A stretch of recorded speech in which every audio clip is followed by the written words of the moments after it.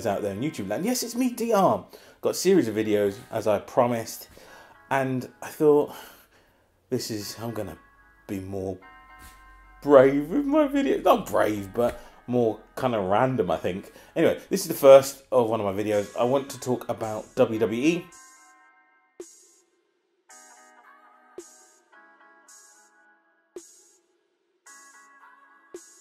I'm a big WWE fan.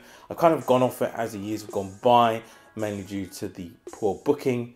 And actually, what I want to do is give you my digested thoughts and impressions of WrestleMania. Now, there's been lots of positivity about WrestleMania 33.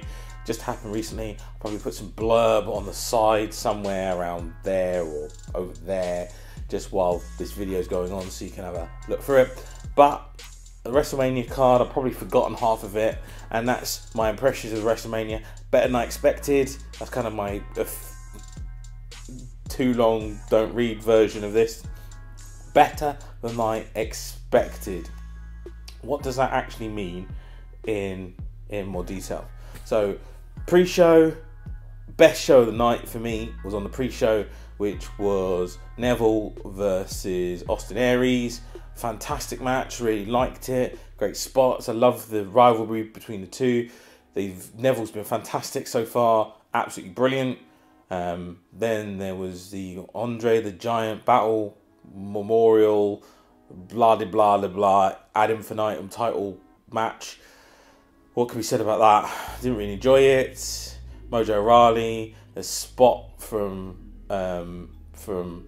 Gronk, who's a tight end, plays for New England Patriots. Yeah, it's alright. Think they're going to do what they do with most of the spots they do when they do have some feel good.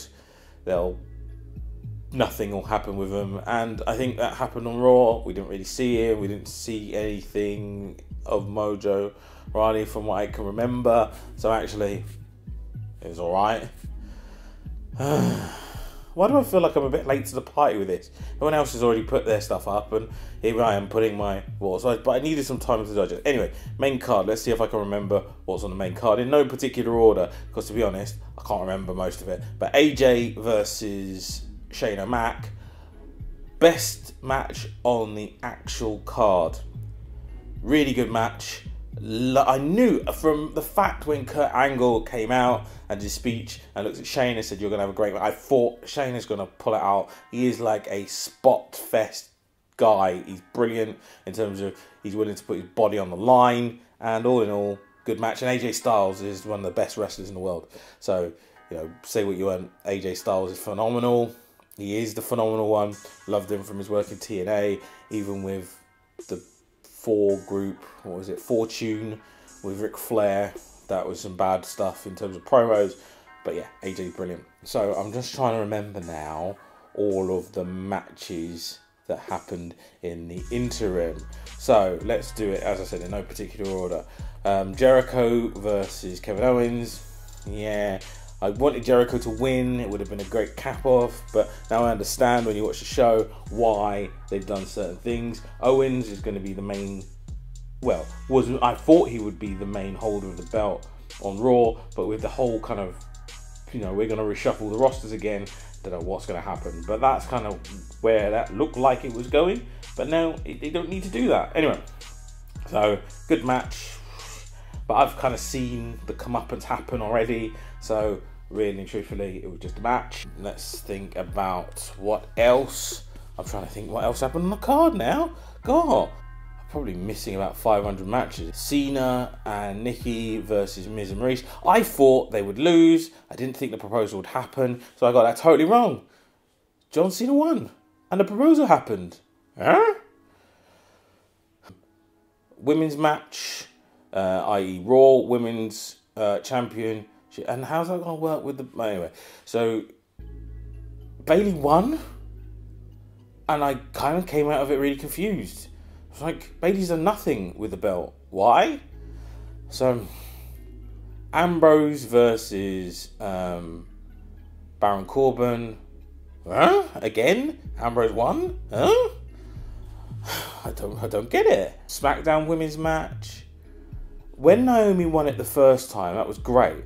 But then when she lost it just to win it the second time, I've kind of gone, and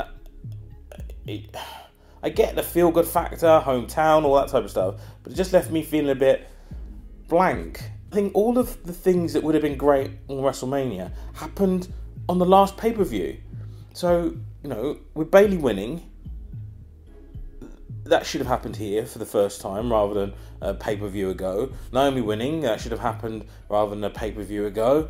It just felt a bit like, okay, there wasn't any culminations of any stories. Apart from, obviously, Brock versus Goldberg. Okay, that was the best match they could put on. Some people have commented about, oh, it was brilliant, it was amazing. It was the best match they could have done. Goldberg's not a wrestler. He's not a technical wrestler, so it was never going to be a technical match. It was going to be a spot fest, and it was brilliant. I loved it, but it was the best match they could do. So I also understand my expectations weren't very high, and it was better than the last time they faced on a major pay-per-view. And when I say that, I mean many, many moons ago when they both left, and it was atrocious. So all in all, the best match they could have done. So I liked it, really did. And then I think if I've missed anything out, don't think I have. If you have, tag teams. My spot of the night, Hardy's coming out, fantastic. Hardy's coming out, Hardy's winning. I'm just hoping that they're going to be the broken personas. Now I haven't seen anything of that yet, and even their segment on the after show, I think it was Talking Raw or Raw, whatever, not the SmackDown one, but the Raw one. I didn't see anything of it. I didn't see any inklings of the broken persona, and I really want the broken persona to come to WWE. I think the work on the broken persona has been fantastic, and that was my kind of pop of the night when that happened. It was almost as big as the Edge pop on the Hall of Fame. So all in all, I love the ladder spots from the Hardys. My God, Jeff Hardy, he puts his body on the line. I'm a big fan of the Hardys. I think their work in wrestling, pro wrestling as a whole, has been fantastic. So, yep. And then, last match on the card, which was Roman Reigns versus Undertaker. Now, my feelings of Undertaker's last match, it should have been with someone like John Cena, someone who could have at least helped carry him for a match. Roman's probably not the best to carry someone for a match, and Undertaker needed someone to carry them through this match. He's past his prime, and you know what? I have the utmost respect for the Undertaker and what he's done in the industry and what he's done in the business. He is an absolute icon. He's brilliant. He's fantastic. But in this match, the send-off was amazing at the end of the match, and to see him put his clothes into the center of the ring, amazing moment. But the match itself, for me, just kind of was a bit meh. And maybe I'm being unfair, maybe I'm being unreasonable, but it was a bit meh. So, all in all, the moment was a WrestleMania moment, but the match was not a WrestleMania match. So that's kind of my prognosis of WrestleMania. Better than I expected, because I had some real low expectations going into this match. Really low. Terribly low. But actually, the match itself, the matches themselves, I felt were, a lot of them were underbooked, rushed, and also the moments came one pay-per-view too early. So the moments came too early, and they were always trying to recreate the moments they already had, and they'd already been, so you can't recreate them. And that's kind of my prognosis about this WrestleMania. So anyway, this is DR saying, peace out, guys. If you don't like this, I'll make sure that all these videos are clearly labelled in the title so you can avoid the ones you don't want to watch. But yeah, this was me talking about wrestling. And I'm probably going to talk about NFL because I love the National Football League. I'm not American, but I've loved it. So there's going to be some NFL talk, regular talk about that on this channel as well. It's a bit of a hodgepodge. Really weird mix, isn't it? NFL, WWE, and religion. And various other stuff. But it is my channel. And, you know, why not? Anyway, this is DR saying peace out. Have a safe journey wherever you're headed. And, yeah. Bye.